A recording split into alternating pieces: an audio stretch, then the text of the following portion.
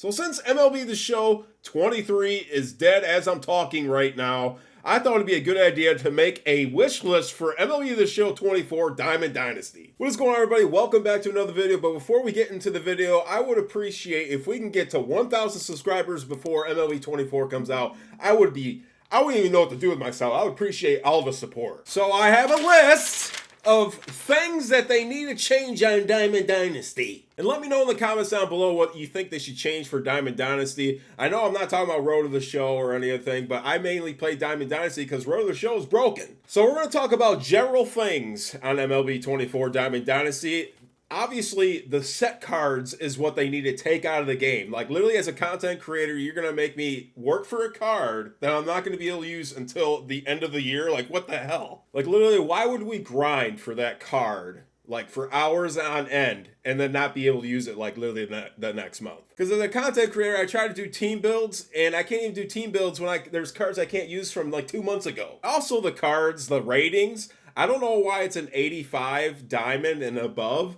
It should be a 90 rating and above as a diamond, and like 80 rating to like 89 rating should be a gold. And another thing too about cards, live series cards should be useful throughout the year. They used to be useful throughout the year, like what, back in like 18 or something like that. So I think they should make live series cards more useful throughout the year instead of freaking flashback cards are more useful than live series. Then why have live series cards? So another thing they should stop be doing is calling some of these cards legends, because all these flashback cards, I would rather call them flashbacks than legends. So you're telling me Adam Dunn was a legend? So I'll call them like flashback players or something like that. Not legends. Legends are like Willie Mays, and you get what I'm saying. And another thing that's very common on ranked seasons on Diamond Dynasty are people quitting all the time and they don't get downgraded.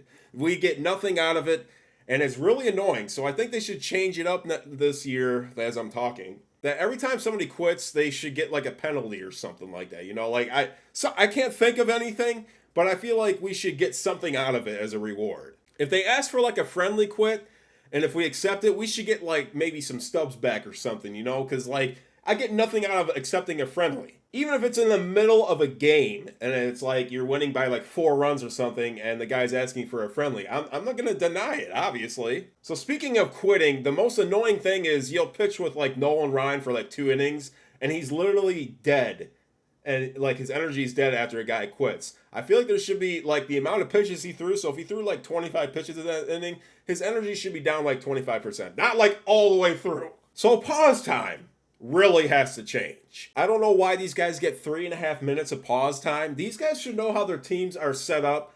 I feel like the minimum should be 45 seconds or 1 minute per inning at least. Because it's so annoying sitting there waiting for a guy that has been pausing the whole entire game, like on and off, and he still has 3.5 minutes of pause time the next inning. Another cool thing they could add are all the minor league stadiums that are currently made right now instead of like these 5 that they give us. I know they made a couple new ones, but they should make all the minor league stadiums. That'd be freaking amazing. So if we're talking about stadiums, that'd be cool if they had light effects for the lights in the stadium when you hit like a home run or like a walk-off hit or something like that. That'd be freaking cool, because that's obviously it's a new thing now with stadiums having those lights that go crazy. So another thing, now we're going to talk about some defense. And obviously we know paralleling is very difficult with a hitter. I feel like we should get parallel fielding as well. Like even if it's like 5 for an assist or a put out, something. Give us like something that would make sense for a defense as well for the hitter. Not all like hitting stats and that's it. So obviously we talk about defense. It seems like every single year they don't really fix it. They say they do. They only put like 5 new animations or something like that.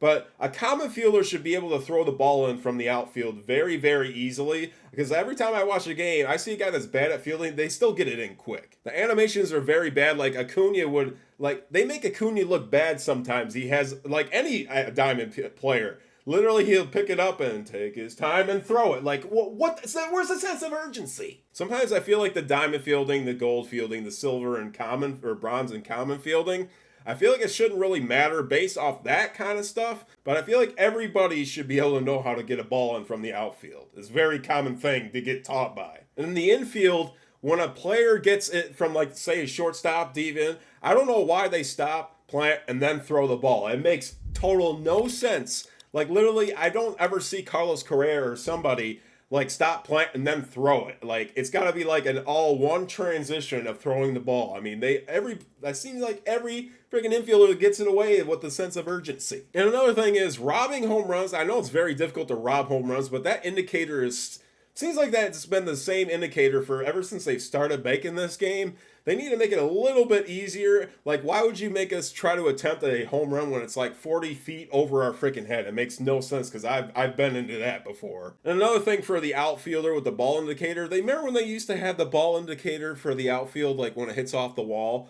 Where's that at? Like when the ball goes off the wall, like a regular outfielder should know how to play the ball off the wall, because sometimes they'll give us that little red notification and the ball, or not even, they don't even give us no notification, it'll go off the wall even though it says it's a catchable. It's kind of freaking annoying. So they should do based off the tiers of fielding, like if it's common fielder, like they won't show the ball indicator. If it's a bronze, maybe a little bit, maybe, you get what I'm saying? So today's game with catchers, they frame a lot these days. It's not one that, because on this game, they catch it like a first baseman. They don't frame and show the umpire, hey, this is a strike. They catch it, and then that's it. It's like they're playing catch, which obviously they are playing catch, but today you see catchers framing all the time. That's what they need to fix with the catchers on this game so that they can frame, kind of like how the way they catch it in real life, because right now they catch it like a first baseman and then they throw it back to the frickin' pitcher. So with the pitching, I obviously talked about the starters with their energy when somebody quits. But the legends I want to talk about here. So you're talking about a legend's energy after 100 pitches, he's going to be tired. I feel like the legend pitchers should be difficult to get because their energy is like back in the day, they used to throw like 300 pitches back in the day. Like Bob Gibson, for example, he used to throw probably like 200 pitches back in the day. Now on this game, they do like 110 and he's tired. Oh yeah, well no, he shouldn't be tired. I feel like legend pitchers should be difficult to get in the game. If you have 125 energy on your card, they shouldn't even be tired after like 110 pitches. That's my opinion. Like I said a million times probably, they pitch like 300 innings or like all these complete games and all these pitches. And then I know they're trying to make it like fair with all these other pitchers nowadays, but it's kind of an idea. And I talk about this every single year. It seems like pitchers have, for home run per nines, as the max is 99 home run per nines, which makes no sense to me because all the hitters can have 125 everything in every hitting category, but pitchers only have 99 home run per nines. That goes to show how unbalanced this game is, but I feel like they should fix that. Like sometimes I feel like they should go back to 99 attributes instead of 125. It kind of makes no sense to me though. So since we're talking about pitchers, they really need to fix the pitcher celebrations. So after a strikeout, they get all fist pump. Like after the first out of the game, they go, yeah, let's go, like something like that. Like even after you give up a grand slam, they do the same exact thing. I feel like they should be serious on the mound and walk around and teach the kids, like you're teaching the kids to get all amped up after a strikeout of first of the game or after a grand slam you gave up. Now, I don't have much about hitting, but I have one idea that they should have, okay? Hear me out here. This is actually a good idea. So obviously there's a vision category for a hitter.